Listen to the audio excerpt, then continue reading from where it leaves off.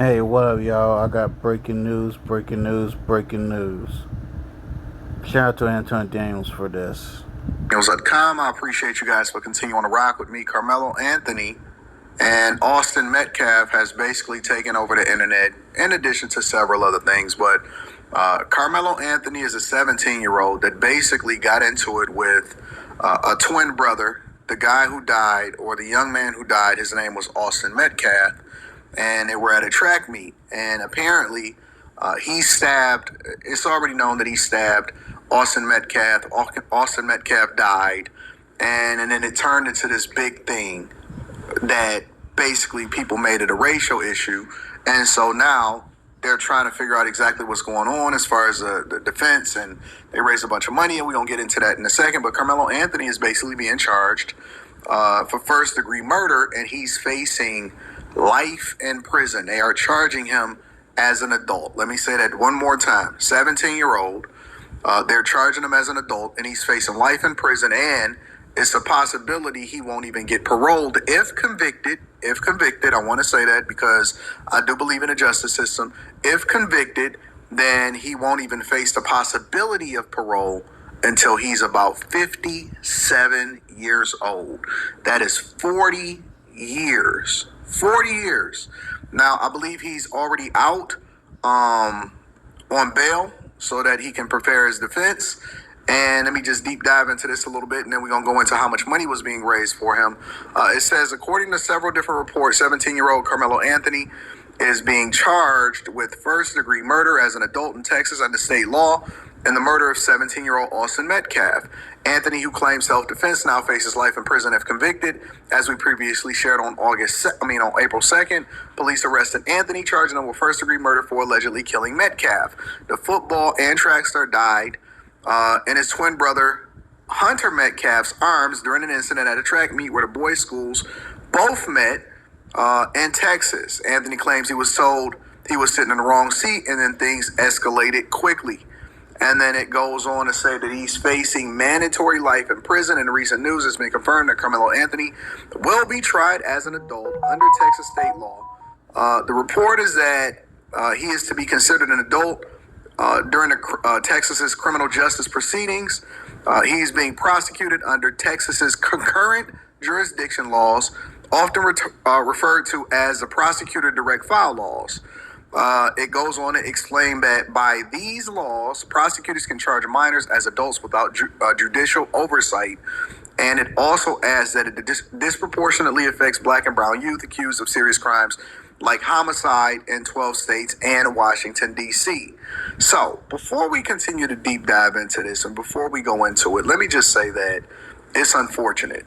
It's very, very unfortunate that we are in a space to where people have not taught their children, nor can they themselves have some form of self-control and conflict resolution. And the only people that are going to pay for this, no matter how much y'all go back and forth, no matter how much I try to make this a racial issue, the fact of the matter is that one person died and one person is being charged as an adult. Now, obviously, I'm going to stay on top of this, and we're going to keep it funky as far as making sure that we have some honest conversations. I'm going to give my opinion. I'm sure that plenty of people will give their opinion, solicited or unsolicited, in the comments or whatever it is that they're going to do. And I encourage y'all to engage in the comments and let me know what y'all think about this. But it is unfortunate, and I'm going to come back to this article shortly. It is unfortunate that we are in a space where we're more focused and concerned about whether or not somebody was right or wrong versus how to be preventative and putting ourselves in this situation in the first place. But I'll get into that shortly. It goes on to say that if indicted, he's going to, and later convicted of first-degree murder, he could be sentenced to a mandatory life sentence. However, because of the alleged crime was committed at 17, he would be eligible for parole after 40 years. So basically what they're saying is because he's 17, that's what then gives him the opportunity for parole if convicted, versus if he was above the age of 17 or above the age of 18 and older, then it probably wouldn't even be the possibility of parole if sentenced that way. Texas ranks amongst the states with the highest number of individuals under 25 currently serving life in prison. Currently, there's 18,358 people serving life terms in the state of Texas. Sounds like Texas is holding people accountable. And then if you go over to another article that's basically based off of Fox 4 News, which is a local news station in Texas itself, they're saying that the fundraiser itself has surpassed over $500,000 for his legal defense. Now, let me read this a little bit, and then I'm gonna add a little bit of context because there is some additional context that's happening over here. It said that he was charged by the numbers as of May 22nd. As of the recording of this video, that was the end of last week, or the end of the weekday of last week. A fundraiser on GiveSendGo has brought in more than $500,000 and now has a goal of $600,000. Goals have been set and surpassed multiple times since the creation of the fund. According to the fund's website, multiple donations are given each day, and there have been consistent donations since the fund was established. A message on the page from the Anthony's read: "We are grateful for you." Hosting a summer barbecue and you realize you're missing something? Fear not, DoorDash is there to save the day. And by the time you're done grilling your burgers and hot dogs, the groceries arrive at your doorstep. Your buns, condiments, assemble your burgers, and party on. Get your groceries delivered with DoorDash for summer barbecue season.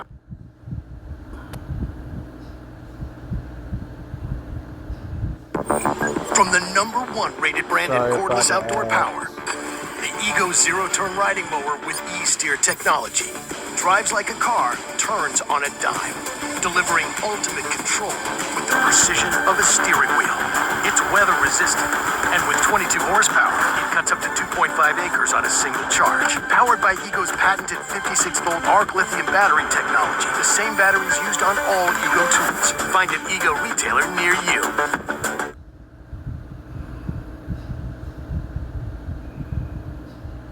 For your support during this incredibly difficult time for Karmelo Anthony and his family. This fundraiser has been established to provide comprehensive assistance to the Anthony family as they navigate the many challenges surrounding Karmelo's case. The purpose of the fraud, while legal defense is a critical part of this journey, we want to make it clear that this fund is not solely dedicated to legal expenses. The funds raised will also support a range of urgent and necessary needs that have emerged as a result of this situation, including but not limited to the safe relocation of the Anthony family due to the escalating threats to their safety and well-being, as well as basic living costs, transportation, counseling, and other security measures. And so this is one of the things that they have been criticized for. They were saying that the family basically bought a new home based off of the donations instead of allocating to the legal defense fund. It says, "We ask for your continued prayers, support, and solidarity. Your contribution not only helps protect and stabilize the family, but also serves as a powerful message of the community care and resistance we face of injustice." Now, I don't know how you then justify saying that it is injustice that you are facing, because somebody died. And people want answers. People want people held accountable for the things that happen. And it's, again, for me, in my opinion, I think that it's unfortunate. I think that somewhat this falls on the parents. I do give grace to the parents because I also understand that they're sometimes in our rebelliousness. I know I was a bit rebellious as a child, even though I was raised in a strong family household, and I came back to the foundation of the things that my father taught me and my parents taught me and my church taught me, because it was put into me young. But I did go through a phase, probably a little bit before his age, where I was a bit rebellious. And I think that regardless of what happens, the biggest problem that we have here is that we don't know how to control our emotions, and therefore we can't teach our children conflict resolution.